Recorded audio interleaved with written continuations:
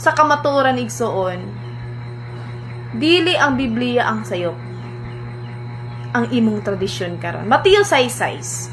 Magampo sa amahan nga dili makita. Unya karon igsoon, ngano naman kay ribulto nga makita man kana, mahikap ug labaw sa tanan inyong giluhod-luhuran, inyong gihilak-hilakan, samtang kamo nagampo nagilak-hilak naghimas-himas mo ana. Unsay giingon si Ginoo dinha? Magampo sa amahan nga dili makita. Klaro kaayo kung unsa ka kontradik ang inyong giingon sa Biblia. Exodus 20, versikulo 4 to 5, klaro din ha igsuon nga giingon din ha, nga ayaw paghimo og imahe ug ayaw luhur ha. Walay exemption igsuon ug samot na walay footnote.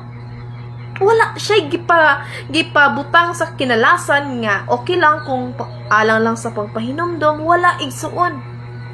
Dinha sa Juan 4:24 igsuon, atong basahon. Ang Dios Espiritu ug kadtong magsimba kaniya, kinahanglan magsimba diha sa Espiritu ug sa kamatuoran.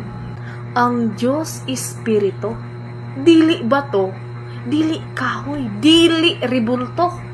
Ang kahoy ug ang bato igsoon, dili kana siya espiritu nga gihulma-hulma ninyo og tawo, nya ginganlan ninyo mga Kristo, Maria. Ha? Igsoon hinumdumi kini. Ang hinimo sa kamot sa tao, dili kana Dios. Pagmata o pagsusi sa kamatuoran nga anaa lamang sa balaang kasulatan. Og hinumdumi kini. Ang Dios sa Biblia igsoon, dili kinahanglan og ribulto. Ang kamatuoran igsuon, dili jud kana mag-adjust sa tradisyon. Sino kayo para manghusga? Pareho lang naman tayo nahuhusgahan ng Panginoon. No, bakit kayo aasta kayo na parang Diyos na kayo na yung maghuhukom? Bigyan ko po kayo ng example. Naalala niyo ba yung story tungkol doon sa isang maniningil ng buwis at sa isang pareseyo? Naniningil ng buwis. Sabihin nyo na ganun kami kamakasalanan dahil nagsasamba kami ng rebolto sa akala nyo. Sige, sabihin nyo ng isa kami makasalanan. Pero ito lilinawin ko. Dahil balikan natin yung story sa maniningil ng buwis at doon sa isang paresiyo. Hindi ba may isang paresiyo at isang maniningil ng buwis? Nagdasal yung paresiyo na, Panginoon, nagpapasalamat ako dahil hindi ako kagaya ng iba na magnanakaw, mga ngalunya na mga makasalanan. Mapagmataas yung kanyang dasal sa sarili. No? Nagpapasalamat siya sa Panginoon dahil akala niya sa sarili niya ay siya ay perpekto, na hindi niya ginagawa yung ginagawa ng iba na kasalanan. Okay, kung kasalanan na sa tingin niyo ang meron kaming rebulto, ito gawin natin tong example. Oh. Tapos yung maniningil ng buwis, sino yung kinalulugdan sa kanila? No? Yung maniningil ng buwis, hindi nga lang siya makahangad sa langit dahil nagpakumbaba siya. Tinatanggap niya sa sarili niya na siya ay makasalanan. Tapos ano yung ending? Ano yung nangyari? Sino yung mas kinalulugdan ng Panginoon? Hindi ba't yung maniningil ng buwis? Kumpara doon sa paresiyo na mapagmataas ang dasal sa sarili. Kaya mga kapatid, kung relihiyoso kayo, kung Diyos non kayo, patunayan nyo po yun sa pananalita nyo, sa gawa nyo. Huwag po purusga. Kasi ang taong may Diyos ay hindi po yun nanguhusga ng kapwa. Ang taong may Diyos ay iniibig ang kapwa, hindi hinuhusgahan. Kung sa tingin nyo mali, may rebulto kami, sige na, umakyat na po kayo sa langit. Baka magkasala lang po kayo sa kakahusga ninyo. No? Kasi alam po ng Diyos yan na sinasamba namin ang Diyos, Espiritu Santo at katotohanan, hindi po yung rebulto. Husgahan nyo na kami. Sige na.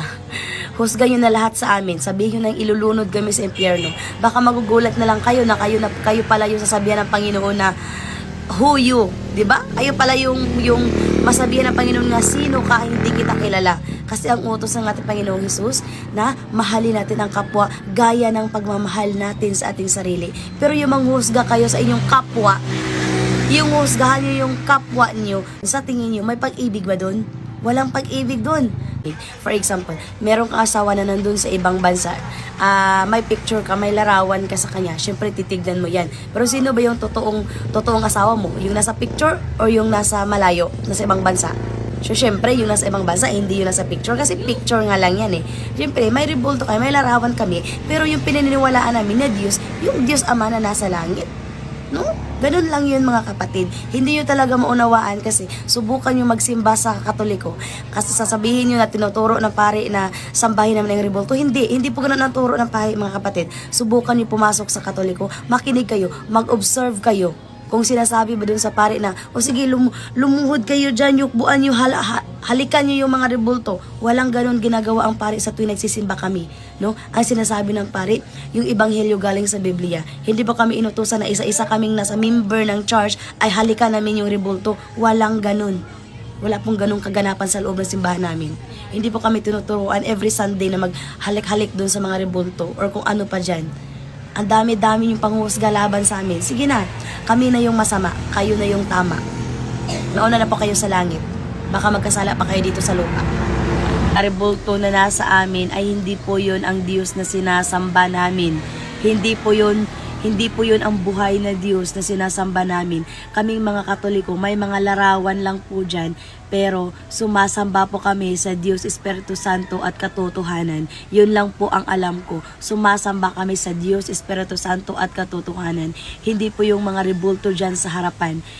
Kung gusto nyo talagang malaman kung bakit, kung gusto nyo kunin yan, kasi sabi nyo, bakit hindi na lang kukunin? Si Father Darwin po yung kausapin nyo. Sabihan nyo dyan, itanong nyo sa kanya. Hindi ko po kayang sagutin yung ganyang klaseng tanong ninyo. Kasi hindi po ako pari at wala po akong karapatan na mangialam. At saka huwag nyo pong nilalahat ang lahat ng Katoliko. Kasi hindi po lahat ng Katoliko humahalik sa rebulto. Hindi po lahat ng Katoliko nagpo-prosesyon. Ako hindi pa ako nagpo-prosesyon. Wala naman ako sa Manila. Dito ako sa Visayas. Wala pong kagaya nung nasa Manila na yung Black Nazarene. Wala po yan dito. No?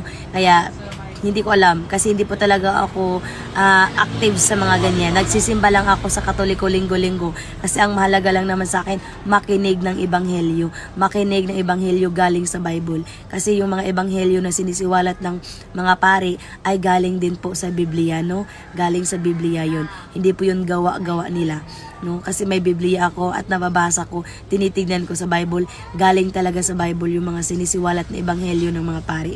Kaya kung titingin lang talaga kayo sa tradisyon ng Katoliko ay magkakasala talaga kayo. Pero kung magsisimba kayo, makafocus kayo sa Panginoon, walang pagkakasala. Kagaya ko pa nagsisimba ako, hindi na ako tumitingin kahit saan-saan. Pikit ko yung mata ko, titingala ako sa langit, hahangad ako sa langit. Yun, kasi sinasamba ko yung Panginoon sa Diyos Espiritu Santo, no? Buhay na Diyos, hindi po yung rebulto na inaakala niyo. Tapos may nagsabi na aalis daw ako sa Katolik. Hindi ko na kailangang umalis sa Katolik kasi dito po ako naging born again. Born again dahil dito ako nagsisi. Dito ko iniwan yung lahat ng mga kasalanan ko, yung mga lahat ng mga nagawang kasalanan ko, naiwan ko na, natalikuran ko na, no? Dito ako naging born again. Hindi po kailangan na lumipat ka kasi kahit lumipat ka pa ng iba pang relihiyon, kung yung puso mo ay maitim pa din, hindi ka pa din nagsisisi, hindi ka pa din nagbago, hindi mo pa din ina-apply sa buhay mo ang salita ng Panginoon, kahit saan ka pang simbahan lilipat, hindi pa din yun ang basihan, kundi puso pa din ang titignan.